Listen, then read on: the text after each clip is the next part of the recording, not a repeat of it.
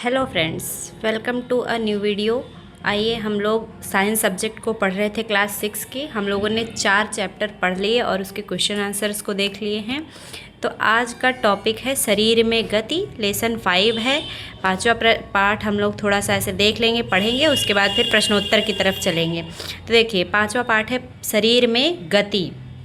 देखिए, आप लोग चैप्टर को किताब से देख लीजिए। हम यहाँ पे आप लोगों को थोड़ा सा किताब को दिखा दे रहे हैं। आपके पास किताब होगी, आप उसको एक बार अच्छे से पढ़ लीजिएगा। हम लोग सीधे प्रश्नोत्तर के बारे में बात करेंगे। इसमें देखिए, हड्डियों के बारे में बात की गई है। गति का मतलब होता है चलना फिरना, ठीक है। तो ये मेन चीज़ में यही बताया गया होगा कि हमारा शरीर में गति कैसे होती है, हम लोग कैसे चलते फिरते हैं, ठीक है। तो प्रश्न मतलब पाठ आप लोग पढ़ दीजिएगा अच्छे से एक बार। तो उसके बाद यहाँ पे अभ्यास प्रश्न है। अभ्यास प्रश्नों को हम लोग देखेंगे। देखिए, अभ्यास प्रश्न यहाँ से किताब से आप लोग एक बार देख लीजिए और हम लोग इसके प्रश्नोत्तरों के बारे में आगे बात करेंगे।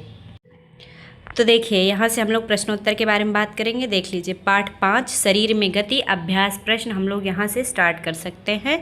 पहला हमारा प्रश्न है कि रिक्त स्थानों की पूर्ति कीजिए।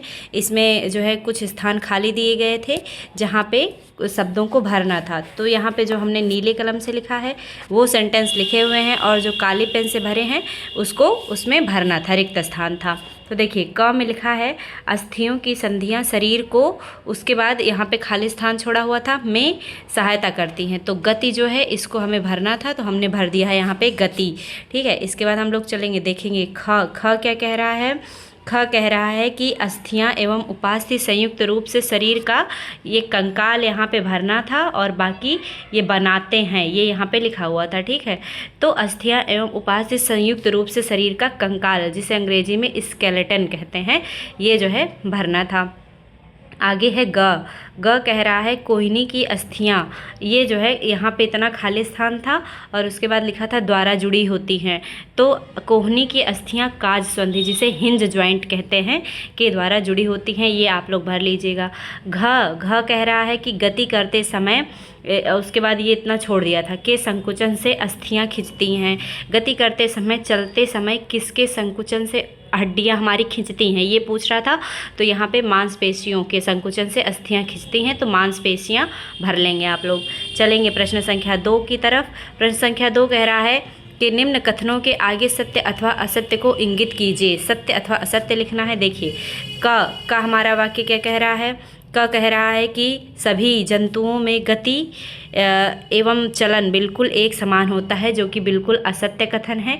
हर एक प्रकार का जीव एक तरह से नहीं चलता फिरता है, सभी जीवों में गति एवं चलन एकदम अलग अलग होता है। तो ये वाक्य गलत हो जाए, असत्य हो जाएगा। उसके बाद हम लोग देखेंगे ख क्या कह रहा है। ख कह रहा है अस्थि उपास्थि जो होती है अस्थि की अपेक्षा कठोर होती है।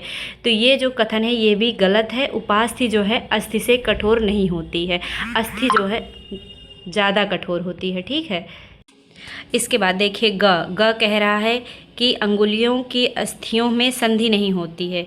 ये कह रहा है कि जो अंगुली, हमारे अंगुलियों की जो अस्थियां होती है, अंगुली की जो हड्डियां होती हैं, उसमें संधि नहीं होती है। ये कह रहा है कि उसमें जोड़ नहीं होता है, लेकिन ये भी कथन असत्य है, क्योंकि उसमें भी जोड़ पाया जाता है, अंगुलियों की हड्डियों में भी जोड़ होता है, ठीक है। इसके बाद हम लोग चलेंगे अगले सेंटेंस ग पे।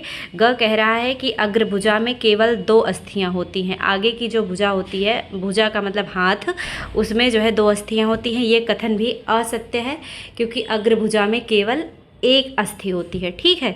इसके बाद अगला सेंटेंस देखिए, कह रहा है तिलचट्टा में बाह्य कंकाल पाया जाता है। तिलचट्टा, जिसे अंग्रेजी में कॉकरोच कहा जाता है, इसमें कह रहा है कि बाह्य कंकाल पाया जाता है। हाँ, ये कथन सही है हमारा, कॉकरोच में जो है बाह्य कंकाल पाया जाता है। चलेंगे, देखेंगे प्रश्न संख्या 3। प्रश्न संख्या 3 कह रहा है कॉलम 1 में दिए गए शब्दों का संबंध कॉलम 2 के एक अथवा अधिक कथन से जोड़िए। तो देखिए, कॉलम 1 में क्या दिया गया है और कॉलम 2 में क्या दिया गया है। तो कॉलम 1 में देखिए, सबसे पहले लिखा है ऊपरी जबड़ा, मछली, पसलियाँ, घोंघा और तिलचट्टा। और कॉलम 2 में सबसे पहले लिखा है शरीर पर पंख होते हैं, बाह्य कंकाल होता है, हवा में उड़ सकता है, एक अचल संधि है, हृदय की सुरक्षा करती हैं, बहुत धीमी गति से चलता है, का शरीर धारा रेखीय होता है। तो चलिए अब देखते हैं कि किसको किससे मिलाना है।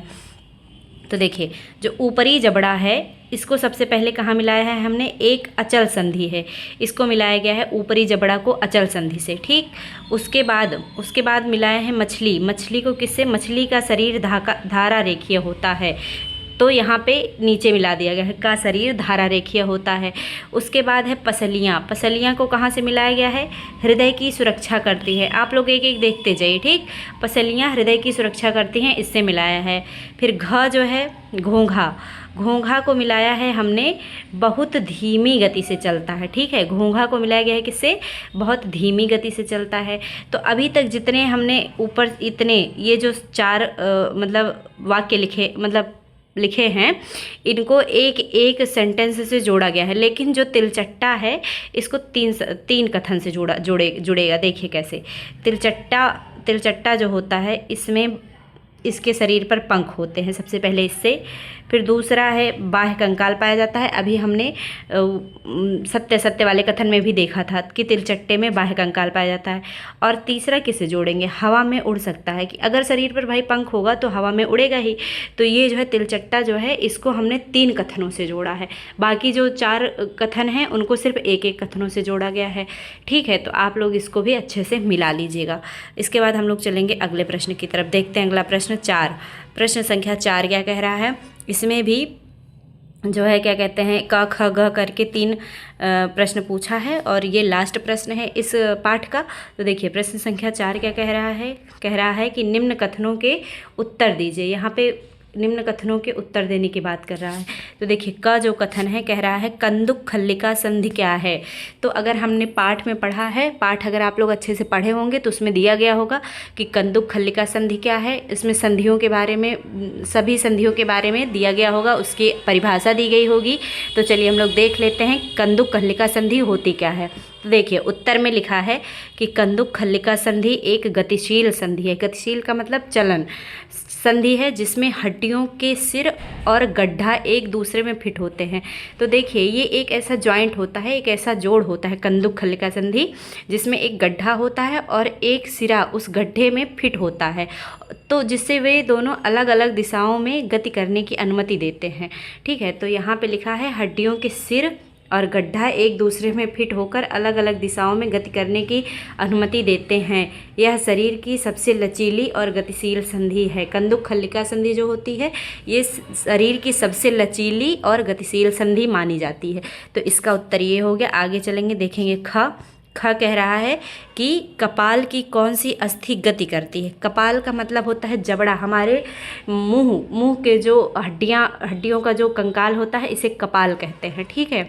तो कपाल के निचले जबड़े जो हमारे ठुड्डी के पास, मैंडिबल जिसे कहते हैं, मैंडिबल ही गतिशील हड्डी है जो गति करती है। बाकी कपाल की ज़्यादातर हड्डियां जो है वो गतिहीन होती हैं, मतलब गति नहीं करती हैं, ठीक है। सिर्फ जबड़े की जो हड्डी होती है मैंडिबल, वही जो है गतिशील है। इसके बाद ग है और ये आखिरी प्रश्न है। देखिए ग कह रहा है कि हमारी कोहनी पीछे की ओर क्यों नहीं मुड़ सकती है। कोहनी हाथ जो होता है, जहाँ जॉइंट होता है हाथ, देखिए आप लोग देखिएगा ध्यान से, तो हाथ 2 भागों में बटा होता है, भुजा और इधर जो है हाथ, और बीच में जो जहाँ से ये जुड़ा हुआ होता है हाथ हमारा, उसे ही कोहनी कहते हैं। तो कह रहा है कि हमारी कोहनी पीछे की ओर क्यों नहीं मुड़ सकती है। तो देखिए इसका उत्तर क्या है। इसका उत्तर है, देखिए हमारी कोहनी पीछे की ओर नहीं मुड़ सकती क्योंकि यह काज संधि हिंज ज्वाइंट के द्वारा जुड़ी हुई होती है। हिंज ज्वाइंट है। काज संधि वह होती है जो केवल एक ही दिशा में मुड़ने और सीधा होने की अनुमति देती है। तो ये रहा इसका उत्तर कि अगर जो है कोहनी में हिंज ज्वाइंट है जिसके कारण वो सिर्फ एक ही दिशा में मुड़ती है और जो है सीधा होती है, ठीक है। तो चलिए आज का वीडियो इतना ही था, मतलब प्रश्नोत्तर पार्ट 5 के प्रश्नोत्तर इतने ही थे, जिसमें से 4 ही प्रश्न थे और उसके प्रश्नोत्तर के बारे में हम लोगों ने देख लिया है। अगर आप लोगों को वीडियो अच्छा लगा हो तो वीडियो को ज़रूर लाइक कर दें और चैनल को सब्सक्राइब करिए। Thanks for watching. Thanks a lot. Thank you so much.